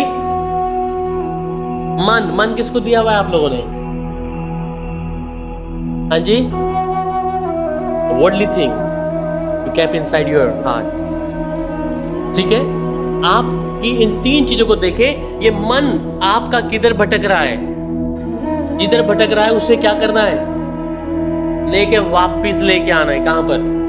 सही जगह पे, परमेश्वर के वचन पर। और अपने सारे प्राण। प्राण में क्या है? हाँ, जीवन है। और क्या है? क्षमता है सोचने की, विचार करने की, ठीक है, निर्णय लेने के लिए। जो आप निर्णय लेते हैं प्राण में, ठीक है। तो प्राण के अंदर क्या है? जीवन है, पर प्राण क्या करता है? आपको निर्णय। इसका मतलब शरीर के अंदर कोई चीज आता है, सबसे पहले आपका प्राण क्या कर रहा है? मन में एक चीज आ रही है, मैं चोरी करना है, तो अभी क्या चल रहा है? मन के अंदर चल रहा है। फिर दूसरा एक हिस्सा आता है प्राण। प्राण क्या कह रहा है? तूने सोच लिया, अब मुझे क्या कर? आदेश दे कि मैं उसे पूरा करूं। तो प्राण ने निर्णय लिया, और प्राण फिर तीसरी बात क्या कर रहा है? ये शरीर को क्या कर रहा है? तू जाके अब चोरी करके अपने पास रख। जो मन में तेरी इच्छा आ रही है कुछ देखने के लिए, तू उसे देख। मन अभी सोच रहा है कि मैं देखूं, इसका आनंद महसूस करूं। तो प्राण उस चीज को क्या कर रहा है? पूरा करने के लिए, शरीर के अंदर उस कामों को पूरा करने के लिए उसको धकेल रहा है। अब ये तीनों चीजें परमेश्वर का वचन क्या कह रहा है कि उसने उससे कहा, तू परमेश्वर अपने प्रभु से अपने सारे मन और सारे प्राण और अपनी सारी बुद्धि के साथ प्रेम रख। तो ये तीनों चीजों के साथ क्या करना है? अपने प्रभु से प्रेम रखना है। ये सोचकर नहीं कि नहीं, मन में तो मेरे कुछ और चल रहा है, प्राण कुछ और सोच रहा है, शरीर कुछ और, बुद्धि कुछ और। तो मुझे इन तीनों चीजों पे काबू करना है। और इसलिए आगे वो कहता है, बड़ी और मुख्य आज्ञा तो यही है। तो अगर बाइबल में लिखा है यूहन्ना 14:15 में, अगर तुम मुझसे मोहब्बत करते हो तो मेरी आज्ञाओं को मानोगे। If you love God then you obedient his commands. जो भी उसकी आज्ञा है, उसकी आज्ञाओं को आप मानेंगे। अगर परमेश्वर से कोई लेना देना नहीं है, बस रखा है, कब बीमार होंगे तो प्रभु दुआ कर ली, दिक्कत आई या परेशानी आई तो प्रभु ये हो गया, जरूरतें नजर आई, प्रभु ये मेरी जरूरत है, मेरे बच्चों के भविष्य के लिए, शादियों के लिए, उनके करियर के लिए, भविष्य के लिए, प्रभु यीशु परमेश्वर इसलिए नहीं बैठा है। Is not your co-worker. वो आपका काम करने वाला नहीं है। और आप देते क्या है प्रभु को? 144 घंटों में 2 घंटे दे रहे हैं। और परमेश्वर से उम्मीद क्या है? हाँ, कर लूं दुनिया मुट्ठी में, isn't it? कर लूं दुनिया मुट्ठी में। प्रभु की आज्ञा मानते नहीं और प्रभु से कहते प्रभु ये चीज मैं इसका अधिकारी हो जाऊं। अब्राहम को देखे, अब्राहम परमेश्वर के उस की आज्ञा को, आवाज को सुनते माना है, इसलिए परमेश्वर कहता है इसने मेरी बात को माना है, मेरी व्यवस्था का पालन किया है। और हम व्यवस्था का पालन नहीं करते, उसकी आज्ञा नहीं मानते, और परमेश्वर से मुझे चाहिए ये। तो व्यवस्था किस चीज में पूरी कर रहे हैं? परमेश्वर ये छोटा सा काम करने के लिए बोल रहे हैं कि ये बड़ी और मुख्य आज्ञा तो यही है, और उसी के समान ये दूसरी भी है कि तू अपने पड़ोसी से अपने समान प्रेम रख। और ये 2 आज्ञा सारी व्यवस्था और भविष्यवक्ताओं के आधार है। ये 2 आज्ञा सारी बातों की व्यवस्था की क्या है? भविष्यवक्ताओं का आधार है। उसके साथ मत्ती 22 उसकी 39 आयत भी पढ़ लीजिए। The next greatest is to love others as yourself. 29 Matti 22 उसकी 39 आयत को भी एक बार दोबारा पढ़ लो। जब उसी के समान या उससे भी है कि तो अपने पड़ोसी से अपने समान सो अपने पड़ोसी से अपने जैसा प्रेम मुश्किल है। किसी को माफ करना मुश्किल है, किसी को मोहब्बत करना मुश्किल है। पर अगर हम परमेश्वर की आज्ञा मान रहे, उसकी व्यवस्था को पूरी करना है तो मानना पड़ेगा। हाँ, मत्ती 23 उसकी 23 आयत में क्या कह रहा है? कपटियों, शास्त्रियों और फरीसियों, तुम पर हाय, तुम पुदीने और सौंफ और तेज का दशमांश को देते हो, अपनी व्यवस्था को दिए बातों को अर्थात न्याय और दया और विश्वास को छोड़ दिया है। मैंने ये कहा कि इन्हें भी करते रहते और इन्हें ना छोड़ो। ठीक है, तो ये कहते हैं कपटी शास्त्रियों और फरीसियों, तुम पर हाय, तुम पुदीने और सौंफ और जीरे का दशमांश देते हो, परंतु तुमने व्यवस्था की गंभीर बातों को अर्थात न्याय और दया और विश्वास को छोड़ दिया है। चाहिए था कि इन्हें भी करते रहते और उन्हें भी ना छोड़ते। तो इसका मतलब तुम हर चीज कर रहे हो परंतु विश्वास, ठीक है, तुमने करना छोड़ दिया है। धन्य अच्छा ये होता कि तुम इन दोनों को साथ साथ करते। इसलिए हम कई बार बोलते हैं हम ऐसा कर रहे हैं, प्रभु के कामों के लिए अपने हाथ को बढ़ा रहे हैं, पर विश्वास तो है नहीं। आज बहुत से विश्वासी लोग ऐसी हैं जो हर चीजों को करेंगे फिजिकली फॉर्म में, पर जो विश्वास उनको करना था उसे छोड़कर वो कर्मों पे आ गए हैं। इसलिए साधु की, फरीसी, शास्त्री, ये लोग अपना पुदीने का और ये सौंफ का दशमांश सब कुछ दे रहे हैं, अपने व्यवस्था के अनुसार पूरा कर रहे हैं, परंतु परमेश्वर के ऊपर विश्वास नहीं लेके आ रहे, सोच रहे कर्म ही काफी है। इसलिए वो कह रहा है तुम वो कर रहे हो, दे रहे हो, अच्छी बात है, परंतु मैं चाहता हूं उन्हें भी ना छोड़ते, दोनों को करते, तब वो धार्मिकता तुम्हारे लिए बेहतर हो जाती। सो अय्यूब या मत्ती 12:8 को पढ़ लीजिएगा। मत्ती 12 अध्याय उसकी 8 को, Jesus is above the law. ठीक है,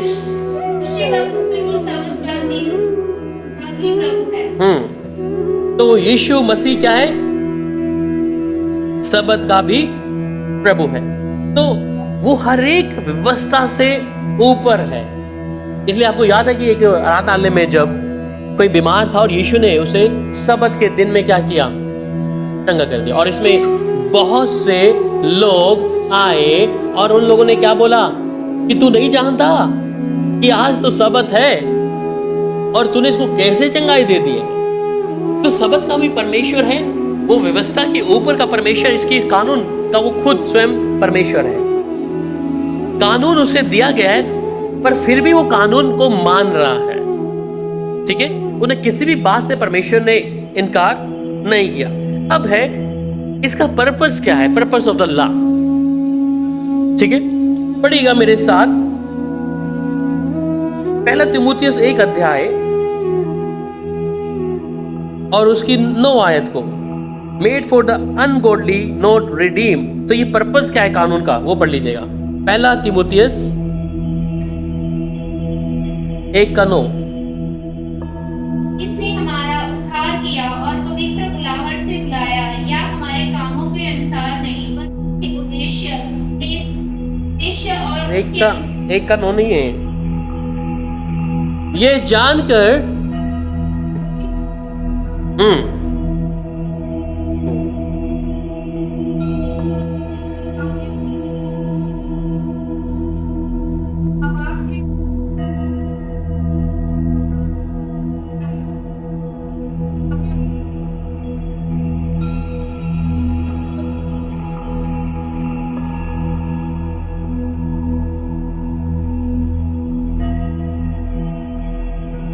आमेन, हालेलुया।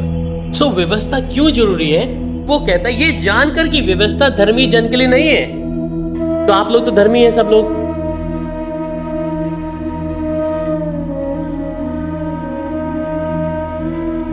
है क्या नहीं? शंका क्यों हो रही है? आत्मा के चलाए चलने वाले पुत्र हैं आप, तो शंका क्यों आ रही है? ये जानकर कि व्यवस्था धर्मी जन के लिए नहीं पर अधर्मियों निर्कुशों, भक्तिनों, पापियों, अपवित्रों और अशुद्ध और माँ बाप के घात करने वाले हत्यारों, व्यभिचारियों, पुरुषगामियों, मनुष्यों के बेचने वाले, झूठों और झूठों की शपथ खाने वाले, और इनको छोड़ खरे उपदेश के सब विरोधियों के लिए ठहराई गई है। तो ये व्यवस्था इन लोगों के लिए ठहराई गई है, धर्मी लोगों के लिए व्यवस्था नहीं है। अगर आप धर्मी हैं, परमेश्वर के वचन को मान रहे, तो ये व्यवस्था मेरे लिए नहीं है, परंतु उनके लिए है, क्योंकि व्यवस्था से क्या होती है? पाप की पहचान होती है। तो ये व्यवस्था उन्हीं के लिए है। अगर मैं और आप धर्मी हैं, तो ये व्यवस्था के हम हकदार नहीं है। मुझे धर्मी बनाया गया यीशु के लहू के द्वारा। ये उन लोगों के लिए है, परंतु आगे क्या कह रहा है? रोमियो 4 अध्याय उसकी 15 आयत में कहता है, रोमियो 4 का 15। आमीन।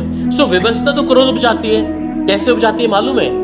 आप सब दोषी हैं, यहां बैठे हुए गुनहगार हैं, सर्वशक्तिमान परमेश्वर के विरुद्ध में पाप किया आप लोगों ने। यह आप सब परमेश्वर के विरुद्ध पाप किया है, नहीं किया? रोज करते हैं।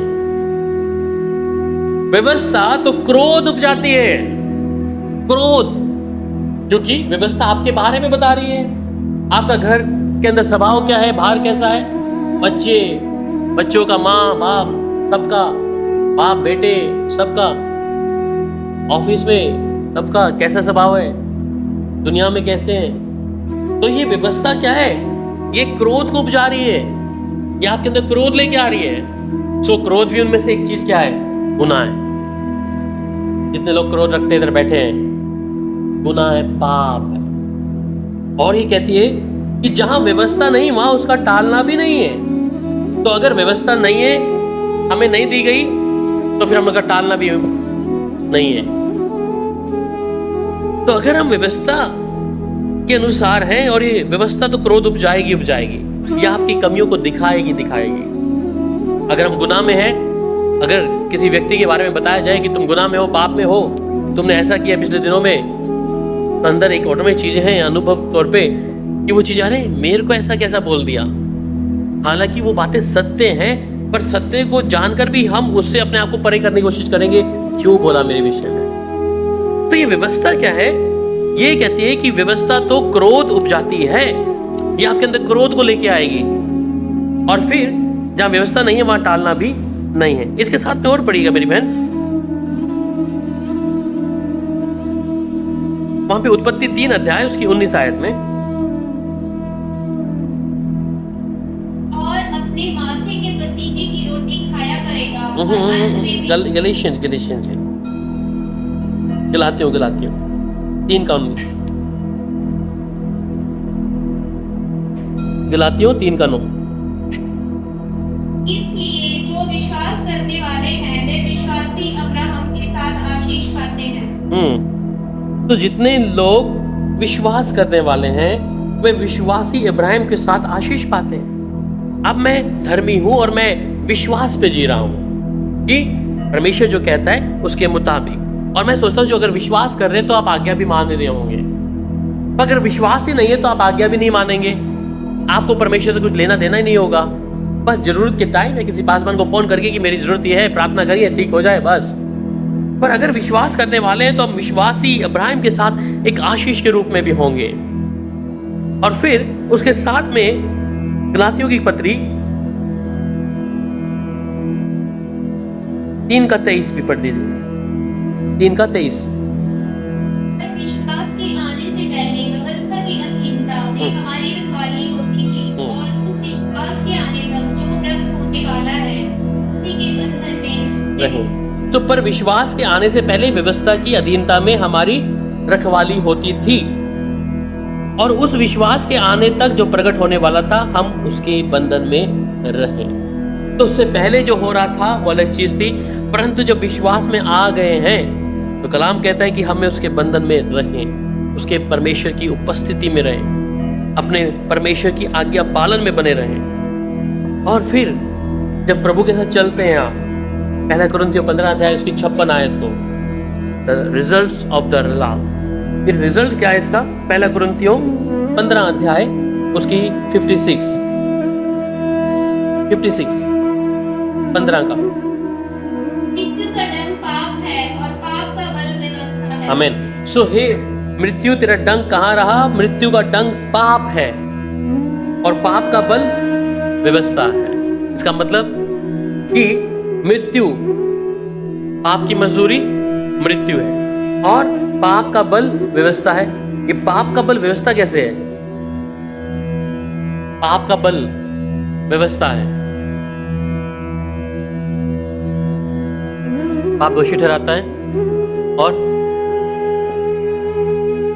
पाप का बल व्यवस्था है। हाँ जी, पर वो कहते हैं पाप का बल जो है व्यवस्था है। व्यवस्था, बल।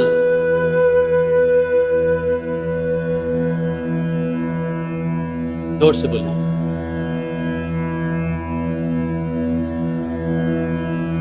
व्यवस्था को मानेंगे नहीं तो ऑटोमेटिक क्या करेंगे? वो पाप करेंगे।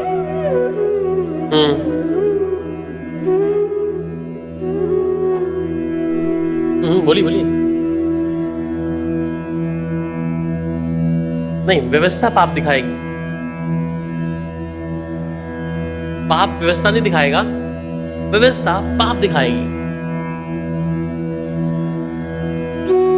हमें मालूम है कानून है प्रभु का दिया हुआ है।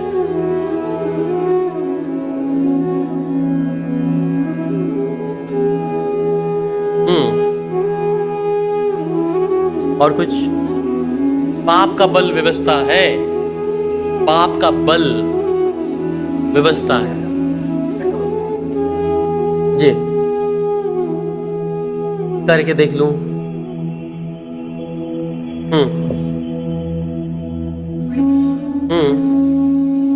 तुम कुछ बोलना चाह रहे हैं? ठीक है कि कई चीजें हमें मालूम है और यह एक व्यक्ति का स्वभाव को पता है। हमें कई बार उन चीजों से नुकसान पहुंचाए, परंतु हम उन चीजों को दोबारा से करते हैं। हो सकता है हमारी वो कमजोरी हो सकती है, वीकनेस हो सकती है, ये जिसे हम करना नहीं चाह रहे। इसलिए पौलुस कई बार बार क्यों कहता है, जो मैं नहीं करना चाहता मैं वही कर देता हूं। ठीक है, तो जो चीज हम नहीं चाह रहे मुझे करना है, परंतु पाप का जो बल है, पर व्यवस्था भी मुझे तो बार बार दिखा रही है ना ये पाप है। 10 आज्ञा क्या दिखाती है? आपके ऊपर दोष लगाती है, दोषी करार करती है आपको। और हालांकि 10 आज्ञा नहीं है, बहुत सारी आज्ञा हैं। तो ये 10 आज्ञा जब आती है तो ये आपको दिखा रही, तू चोरी ना करना, इसका मतलब तू कर रहा है। तू व्यभिचार ना करना, तू कर रहा है। तू माता पिता का आदर करना, पर तू तिरस्कार कर रहा है। तू मेरा नाम व्यर्थ मत लेना। और पहली आयत क्या है? पहला क्या है? पहली आज्ञा, किसी और ईश्वर मत मानना।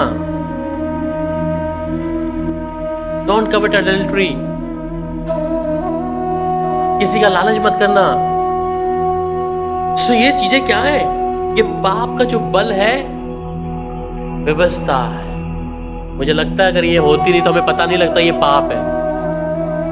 सिंपल सी आइडिया।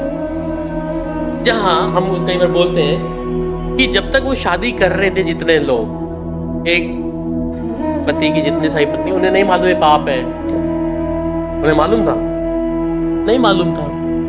पर जब व्यवस्था को दिखा दिया गया तो ये पाप का बल व्यवस्था बन गई और लोग इस व्यवस्था को तोड़ने के लिए भी कई बार तैयार रहते हैं, क्योंकि पाप जोरों से है और व्यवस्था, पर हम कहते हैं ना कानून तो हमने तोड़ने के लिए बनाए हैं।